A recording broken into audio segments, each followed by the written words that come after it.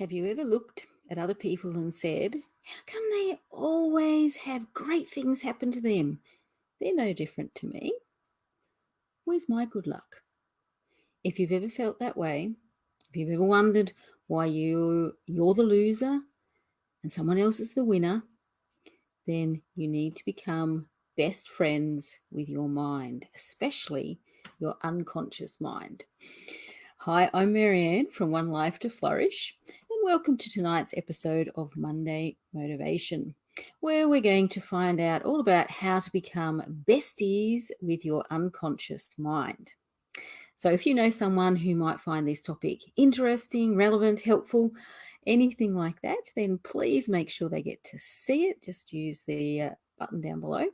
Now, also, this broadcast is going live into One Life to Flourish and also My Time TV. So if you want me to be able to see your comments, you need to make sure you follow the link up above. Thanks for doing that. Otherwise, I'll just have to try and catch up with you after the broadcast. It's much easier during. All right, so I found that many people look at the lives of others and get really down on themselves. Why can't I do that? Can we be that? Have that? Do that? My question to you is, are you in control of your mind, or do you just leave it to get on with things? Now, the answer to that question is really the answer to the question, why is someone else successful when I'm not? Now, research tells us that it's a big mistake to just let the unconscious mind do its thing. In recent years, scientists have made a really big start on actually understanding our subconscious or our unconscious mind and how it works. Now, the fact is that if we can get a handle on how it works, then we can actually begin to set ourselves up for success. Now, the starting point comes with you actively seeking to work with your unconscious mind. So if you don't work with it consciously, then you may find that you're sending out mixed messages that actually result in you not achieving the success that you are wanting. So not only is your unconscious mind in charge of regulating automatic things that happen in your body, so that's called the homeostatic impulse, it actually also helps to regulate things happening in your mind. Now, during the series that I've been doing over June, I've talked a lot about how the mind actually works. The fact that the unconscious mind is a bit like a gatekeeper that actually determines what to let in and what to keep out based on what we're actually doing. So it creates a kind of balance, so the mind's balance, by acting like a gatekeeper. Now, it creates what we would probably call the comfort zone. Now, there was a time when I frequently believed that everyone else could have success, but for some reason the world was out to get me, and it was there to stop me from having what everyone else had, from being what I wanted to be. I really thought that a lot of the time, particularly when I was in a bit of a downward emotional state. Now, in neuro-linguistic programming, we actually call that being at effect. It's probably also true to call it something like playing the victim or something like that. All right. What I didn't realize was that thinking like that meant that my unconscious mind kept on filtering in things that proved the way I was thinking was true. So I got into this cycle of thinking and feeling in a particular way and having it backed up by my unconscious mind. And this was even more the case when my emotions were going down. And you can kind of see that this would be creating a bit of a cycle.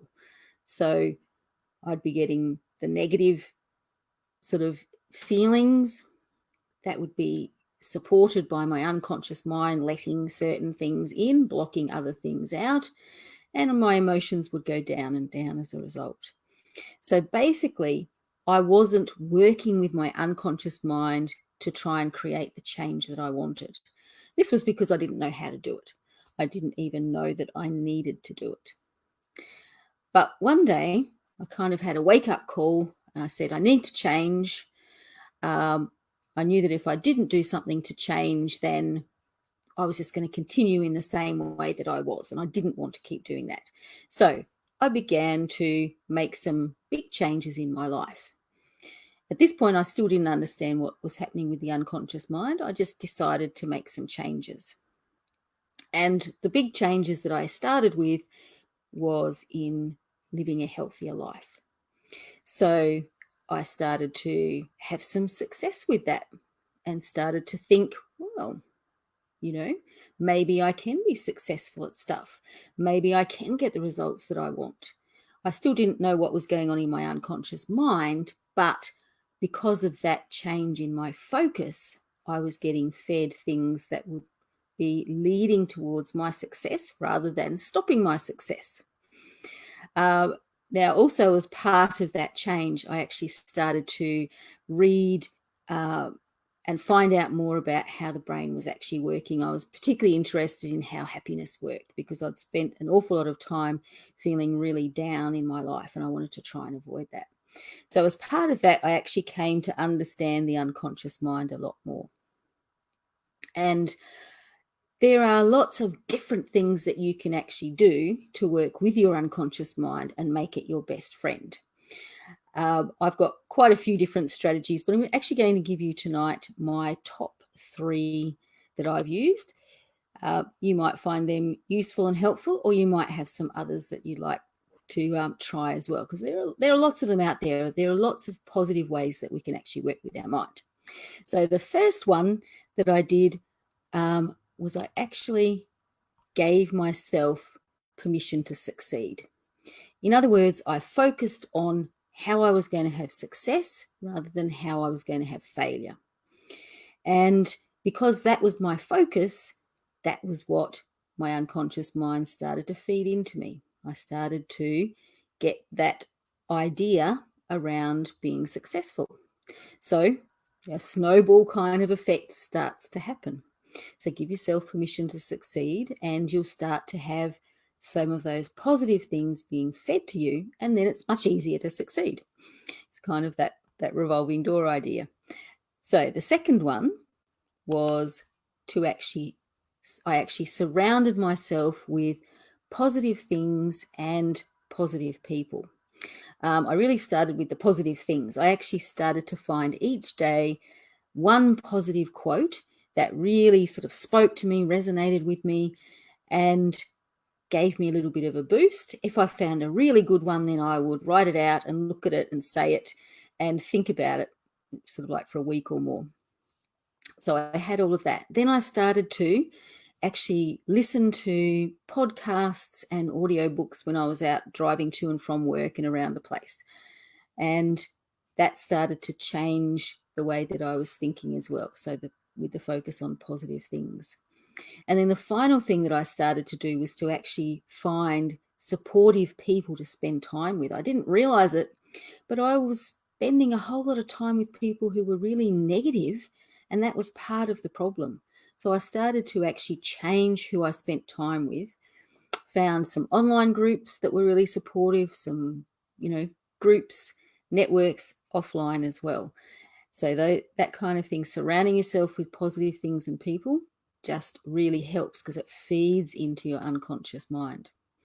And then the final one out of my top 3 is to practice gratitude every day. So each and every day, at the end of the day, write down 3 things that I'm grateful for.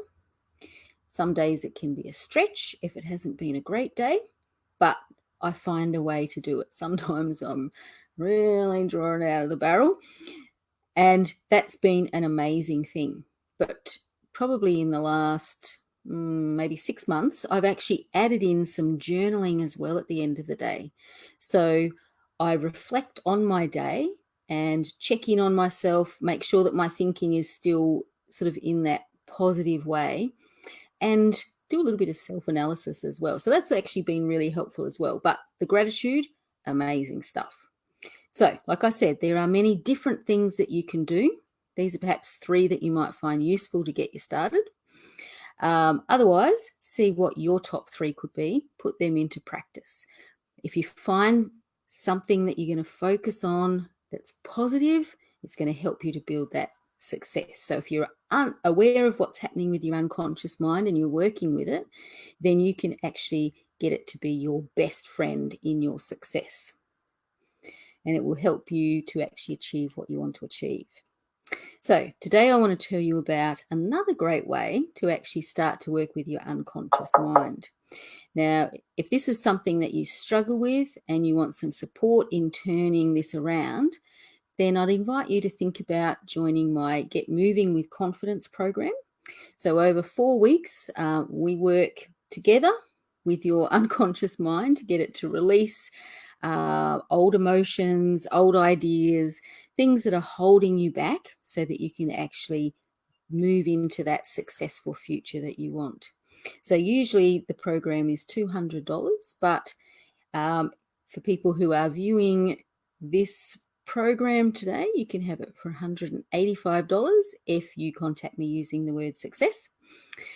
Now, also, if you are someone who's dreaming about starting your own business, why not join me on Saturday morning for my Making the Leap online workshop. I'll be helping you work through some blocks. So 3 big areas in particular we're going to be focusing on.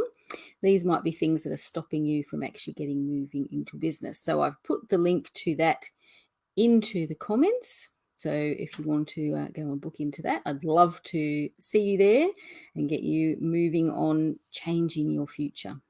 So thank you for joining me tonight for Monday Motivation. Join me each Monday night at this time for a little bit of inspiration to get you moving into the new week. So hopefully you can get your unconscious mind to become your bestie over the week. So bye.